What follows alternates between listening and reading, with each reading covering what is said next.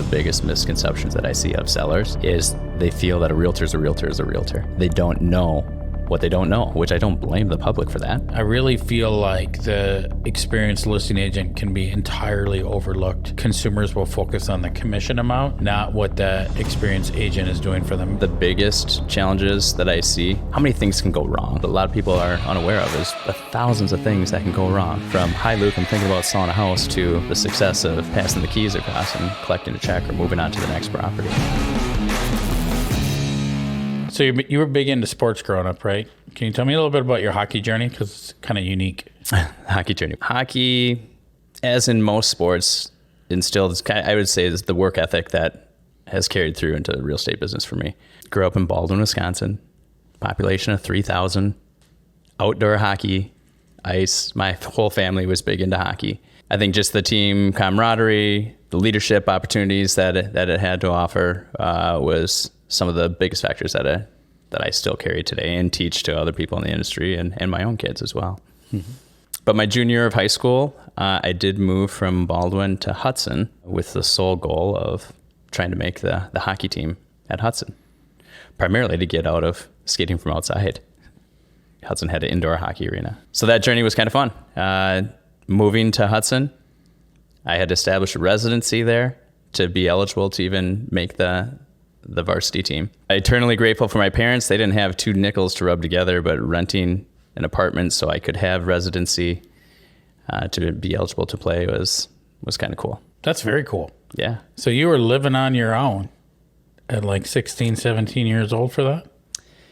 Yeah, well, it was a mix, right? Because, I mean, my parents had to have a residency there as well. I had to have a parent there, but it was tough for them to be split and so forth for residency purposes. But yeah, I'll never forget, my mom sent me out the door, and I'm only moving 20 miles down the street. She sent me out the door with all my baby things, my baby blanket and whatnot, as if I'm leaving forever. I'm like, geez, Mom, I'm just going 20 miles down the road. This is it, huh? Yeah. So we joke about that. She was excited to clean out the basement, I think. Yeah. That's cool. So that probably taught you a lot, though, on the commitment your parents had to you to chase your dream. It put in perspective for me that I probably shouldn't screw this up, right? So I had to grow up a little bit quicker than maybe most in that respect. So I did well in school and worked really hard to make the opportunity pay. Made the varsity team for last 2 years of high school that I had left. And again, just the work ethic to be able to have that opportunity is what I carry through today, through my experience. So cool. That's when we crossed paths. That's like 25 years ago. Pretty right. Wild to think that. So, and I just want to establish that Luke was just a little bit smarter, that he didn't get caught cheating, and I did. Right? That's right. Yeah. Cool. Well, like, how do you think that affected your career in real estate?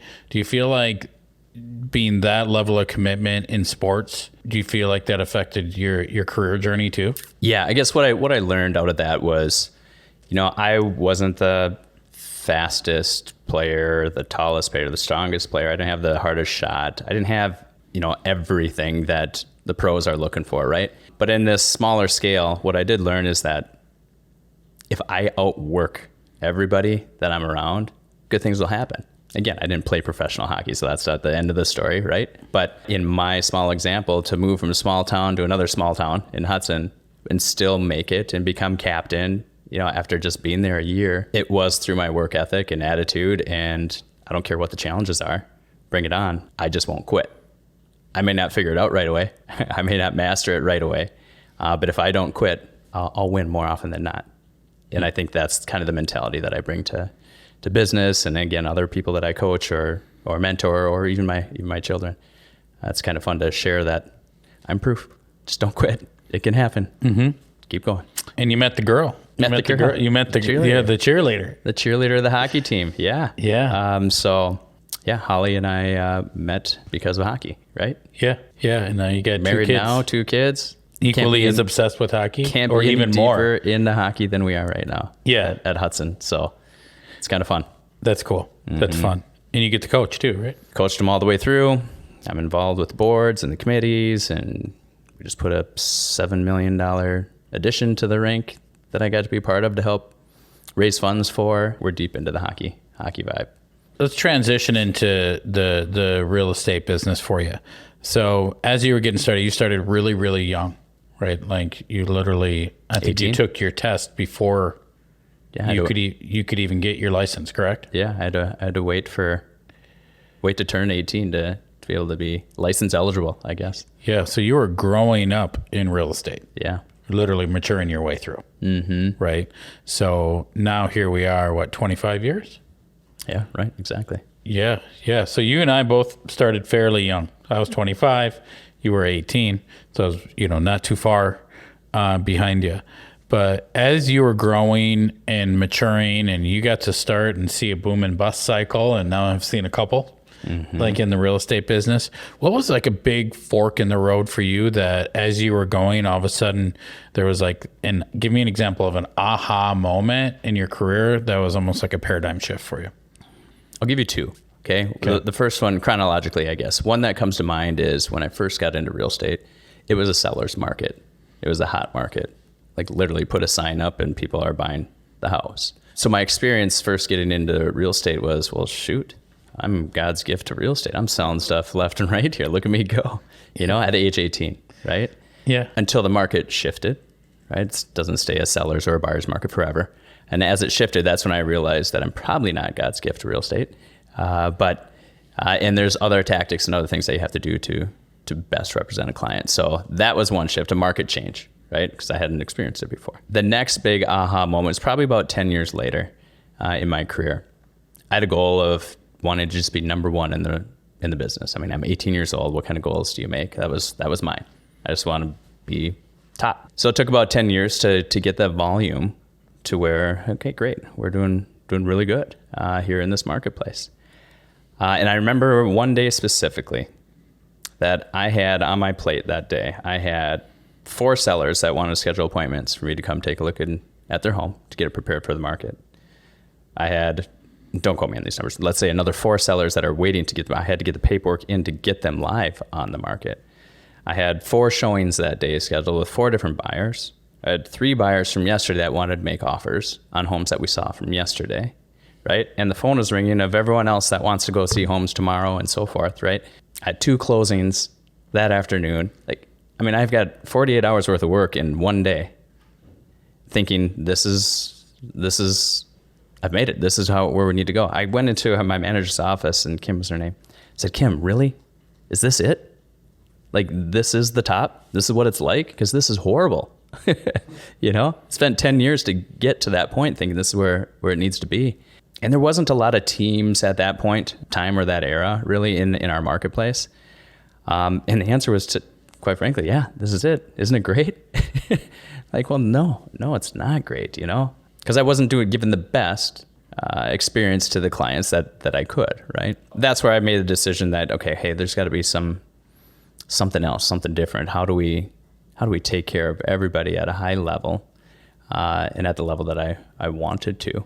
And keep in mind, that pace is what everyone else was doing in the marketplace. So it's not as if though I was shorting anybody. I just knew that it could be better. And that's what I sought out some help in. And I think about that time, quite frankly, I think you were giving me a call with some ideas as to you could see that I was sinking in business, And you gave me a call. You said you had a couple ideas for me. Mm-hmm. So do you remember that? I do remember that. I remember you telling me that you slept on the couch in the office. I don't know if you wasn't remember the couch. that. I do remember it. It was 2 rolling chairs that I don't recommend trying without locking the wheels. So you literally worked until you slept on the chairs. Well, here's the deal. That night, and it was more of this would be cool if I could pull this off. I had a client that wanted to write an offer at 7 o'clock at night. Another client that got off at 11 from work wanted to write an offer. Another client that gets off of work or on his way into work at 3 in the morning. And then another one 7 o'clock before they went to work. And I'm just like, I just tightened up my time. Like, well, I happen to be in the office. Why don't you just meet me at my office? So yes, I did pass out for a little bit in the in the chairs. And Yeah, doesn't work. funny to think that now of like how great that is, and then realizing that that's maybe not the right way to do it. well, and But there's that's, no sustainability or future in that. that's exactly right. yeah. It Yeah. doesn't end. Work doesn't end in this business, right? Yeah. There's no shortage of work or things to do. So it's prioritizing or getting help that we looked into. Totally. So, when I look and think of you, like I've always really looked up to you in terms of, I've always felt like you're super organized and you're super on top of it and like Mr. Professional and got all the right scripts and like you're very well trained. And I think a lot of that for you is like great mentorship that you've had probably from your brother Ron in the beginning of him being sure, a professional trainer in real estate. So then he was able to kind of train and mold you. And I see that in the sports side of things too, right? Oh, yeah. So you were used to being coached a lot. So I'm sure your brother was doing that. And then, when you were referencing us, joining a coaching organization together that gave us clear direction on how to run a good business and how to cater to our clients and realize that we don't do it all. Right? sure. Like that we can't do it all. And actually, if we hire other people to help, they're probably better at it than us. It's That's like a what I learned, maturity yeah. thing, Yeah. right? Of realizing that it's like, hey, if we have staff that helps our clientele have a great experience, at first it's like, we're the best. Our ego says we can do it all. And you stay up all night to do it. Then the next day you probably forgot to return phone calls or do whatever, right? Yeah. Because you're exhausted and It's not sustainable. You're right. yeah, you overly promise. Mm-hmm. Yeah, you do so well, then you stop doing well. Mm-hmm. Right? That's exactly the point that I got to. The turning point. What was the aha moment? I was doing so well that we couldn't give the level of service that I wanted. There just wasn't enough time in the day. Yeah, it's a weird feeling to have, isn't it? Mm-hmm. Yeah, and it innately within you. That's when it's like, all right, there's a different future here. So, which is super cool, and you guys have killed it since then. Like your accolades.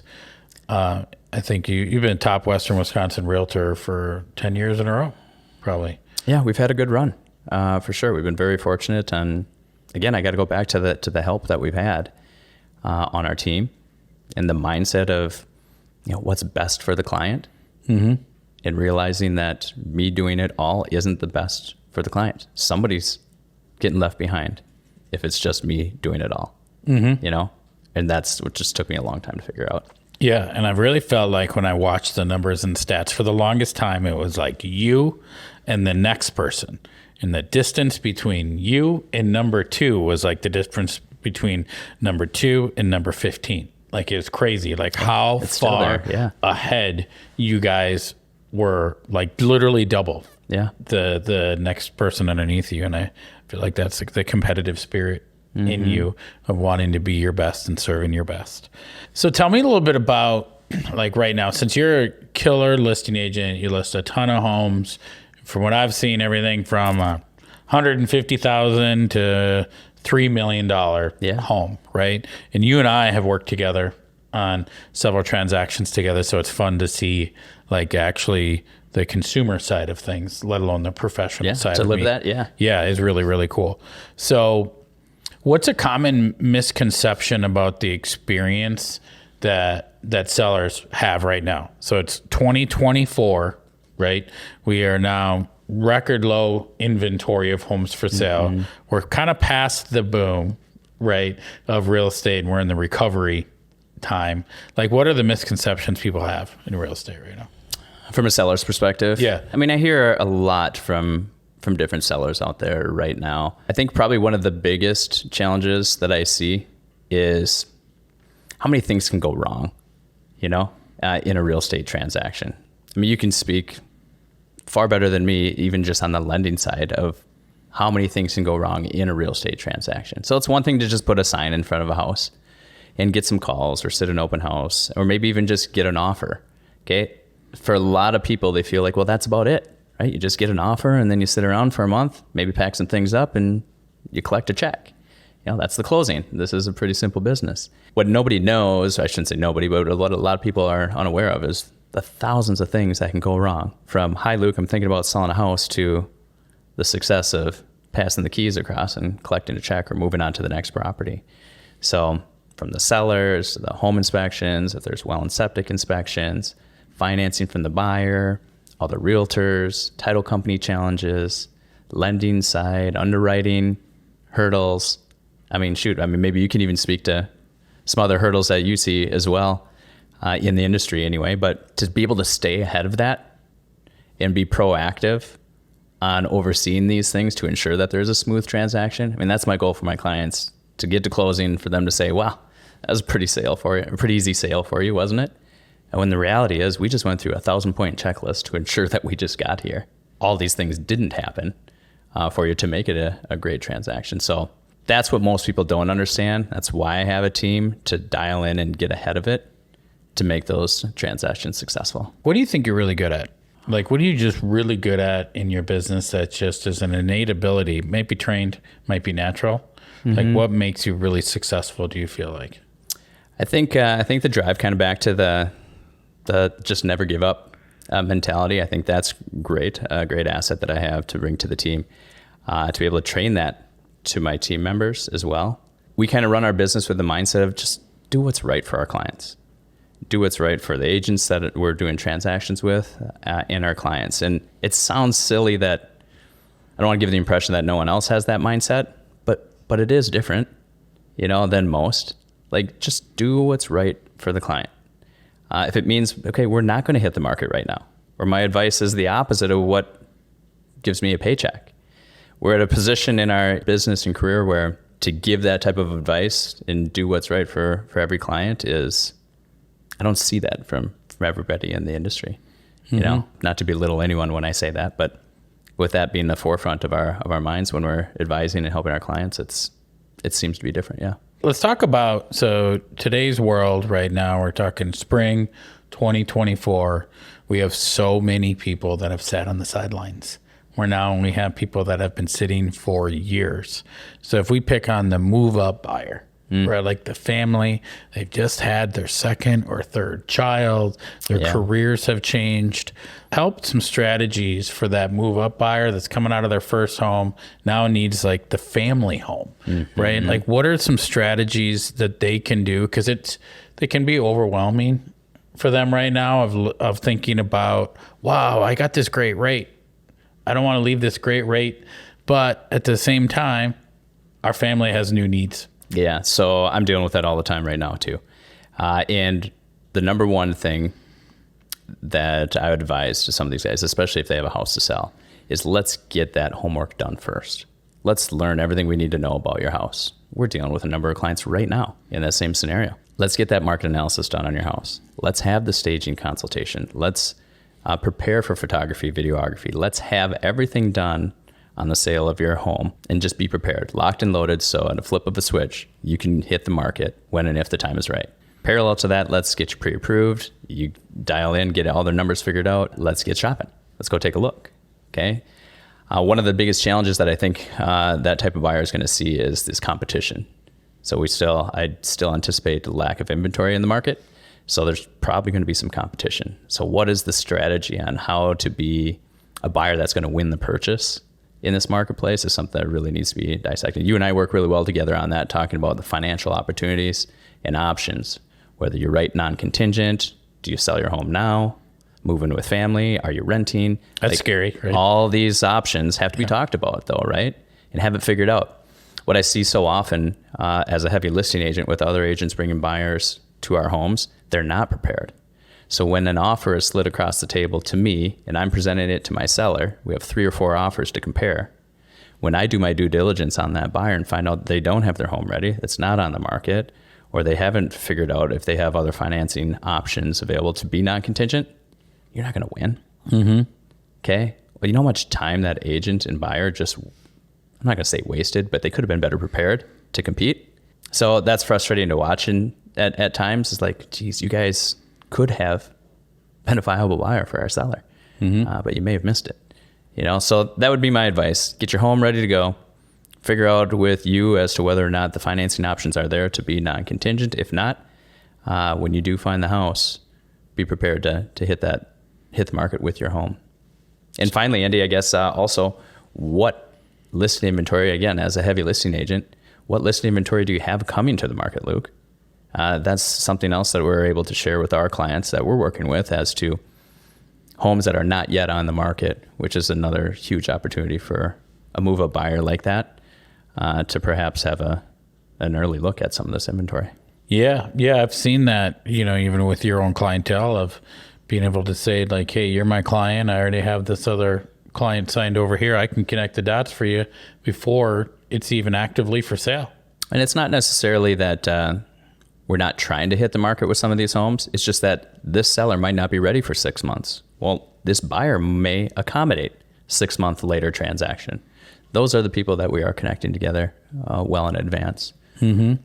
That's where I see people need to start earlier, if you agree with that. Like if they even have the thought of doing it, they should be lifting the hood and taking a look at the options that are out there available really early. Because my experience has been that if you're at all thinking about it, they've already been looking online for months before they talk to you or I, usually, right? They're on their phones looking at houses for months before they even raise their hand to either of us. And sometimes it takes one house. And all of a sudden they lose the dream home because they weren't ready. They didn't talk to you and say, yes, you do need to refinish the deck and fix some lighting and do a few things just to get top dollar. Oh, yeah. Right? What do you foresee in the interest rates here in the spring market or even like the first half of this year? What's the forecast? I think in the mortgage market, we kind of got to forecast over a long period of time. It's really hard to forecast over like a shorter, 30 days, 60, 90 days. But we saw the Fed pivot in December 2023 to say that, hey, we are done. We are done raising rates. Okay. So that was really optimistic because the way that mortgage rates price, they price on what is the future going to look like. So that immediately caused rates to go from like mid eights down, not mid eight, even lower eights down to mid sixes, which for every 1% rate drop, that's 5 million more people that can buy a house. All right. So, what was the best rate that you saw a couple years ago? 2.7? Yeah, 2.5. 2.5 on a 30-year mortgage? Yeah. And then how long did it take to jump to 8%? Year and a half. In a year and a half, went from 2.5 to 8%. And we're down, to sixes, sevens right now. Yep. And the forecast is, hey, stable for 2024. If not dropping. Stable to declining. Yeah. Yeah. So Fannie Mae just came out with their forecast in January saying that they thought we would see as low as 5.8% by the end of the year. So what are you hearing? What do you feel that's going to do to pricing? I think that's going to cause upward pressure on pricing. So I think that the optimistic side is for home prices related to rates is fortunately when rates went up, inventory was so low that values didn't go down. Yeah, it didn't hurt. Yeah, it didn't hurt anything. Yeah. Actually, it went up. Right. Well, in our market, most homes went up about 3%, roughly in the Twin Cities. We didn't fall off the cliff, though. No, Right. Everybody thought that was going to happen, right? New construction, there was a few blips that happened there, but that's already fixed and gone. But I think that with rates coming down, more buyers are going to come into the marketplace. It will cause some sellers to get off the fence because they've been holding and waiting. I just think it's not going to cause a massive wave. It's just going to have even more people that are going to be looking at buying and selling, especially when we get into fives.